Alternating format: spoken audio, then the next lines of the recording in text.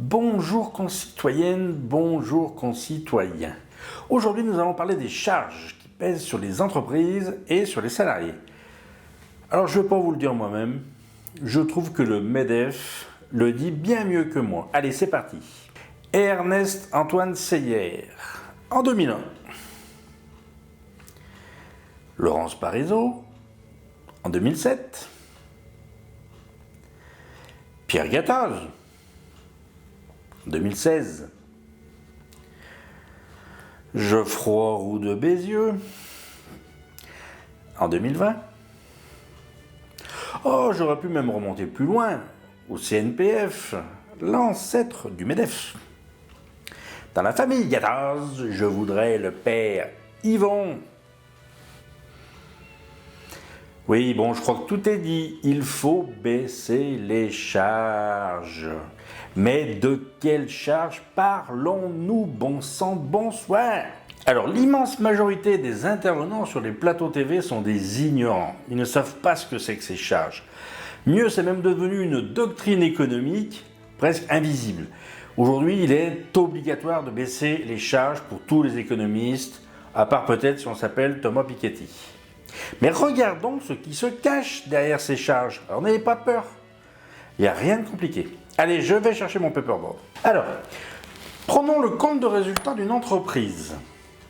Alors, bien sûr, ce sont des comptes simplifiés, on va faire les choses de manière cool. Alors, les comptables qui sont des grands puristes restent en cool, mais on va essayer de faire les choses simples, mais quand même de manière juste. Ok? Alors, on va déjà prendre une entreprise. Tiens, prenez l'entreprise Alain Bibi. Alors, imaginons qu'Alain Bibi, elle fasse un chiffre d'affaires de 100 euros. Ok? Alors, sur ces 100 euros, l'entreprise, elle va devoir faire des achats. Alors, des achats de matières premières, de produits finis, de sous-traitance, y compris jusqu'au stylo et au papier cul. Alors, ces achats, ça lui coûte en moyenne 70 euros. Là-dessus, évidemment, elle va devoir payer les salaires et les charges qui vont avec. Et ça va lui coûter à peu près 20 euros. Alors après, bien écoutez, on va y rajouter un petit peu d'amortissement, un petit peu de coûts divers, de coûts financiers, on ne va pas chipoter. Disons que ça va lui coûter 1 euro. Après, il va falloir quand même payer un peu d'impôts. Alors pas sûr, hein, puisque si elle se débrouille bien et qu'elle optimise, il y a des entreprises qui ne vont pas payer d'impôts, puisque vous savez que les entreprises, elles ne payent des impôts que quand elles ont les moyens de les payer, ce qui n'est pas le cas des contribuables. Alors dans les impôts, on va rajouter la contribution foncière des entreprises, des taxes diverses. Il n'y a pas que l'impôt sur les sociétés. Ok? Alors une fois qu'on a fait tout ça, si on compte bien,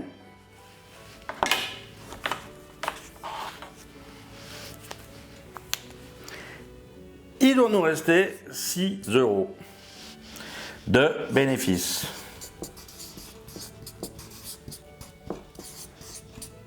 Ou de résultat net.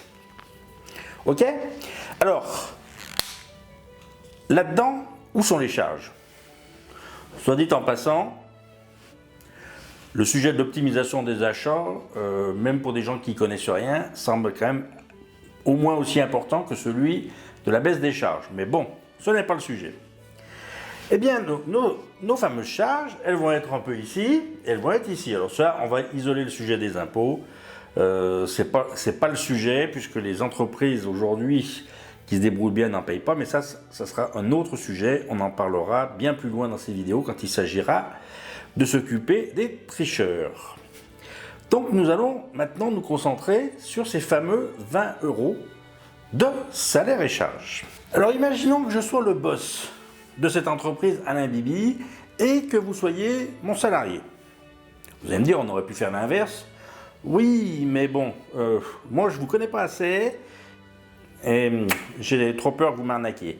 Alors je suis le boss, d'accord? Donc je vous verse effectivement un salaire avec des charges et ça me coûte 20 euros. Vous, qu'est-ce qui va vous rester? Combien vous allez toucher? Quel est votre salaire net? Je vais vous le dire. votre salaire net, il est de... Tenez-vous bien. Et oui, il faut quand même être un petit peu réaliste. Les charges, ça coûte quand même un peu des sous. Et donc ces fameuses charges sociales, elles vont coûter à peu près 9 euros. C'est quoi? C'est quoi ces charges sociales? C'est tout simplement votre protection sociale, votre retraite, votre assurance maladie, accident du travail, j'en passe et des meilleurs. Bien évidemment, on y rajoute le chômage, on y rajoute la famille, quelques petites charges diverses comme la participation à la formation professionnelle, etc., etc.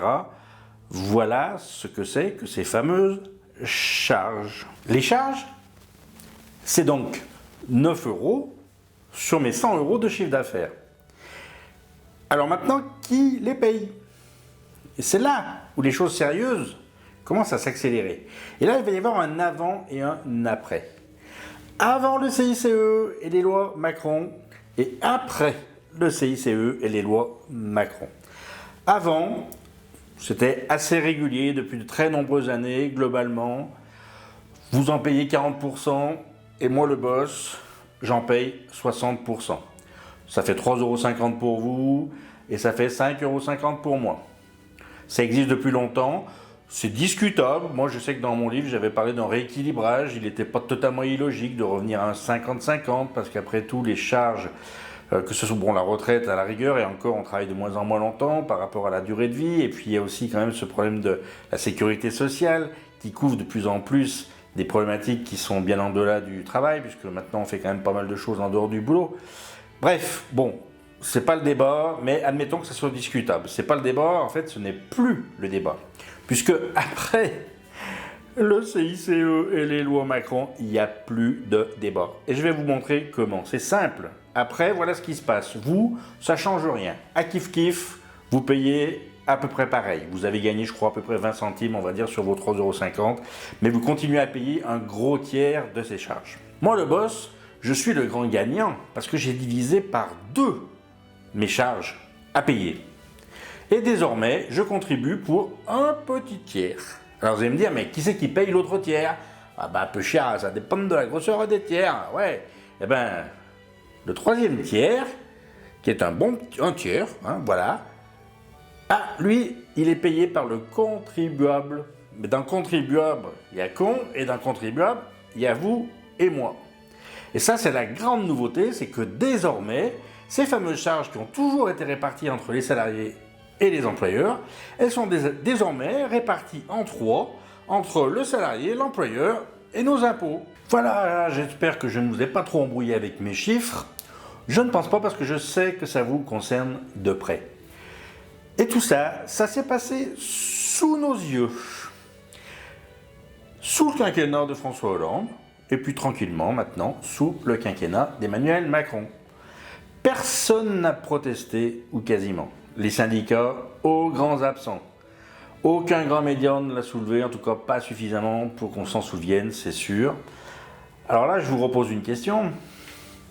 Vous doutiez toujours de la puissance de l'oligocratie? Revoyez vos copies. Et surtout, ne laissez plus dire n'importe quoi lorsqu'on vous parle des charges qui pèsent sur les entreprises. Voilà, j'espère que vous vous coucherez plus avertis, et en attendant, je vous souhaite un bon apéro et à la santé des charges.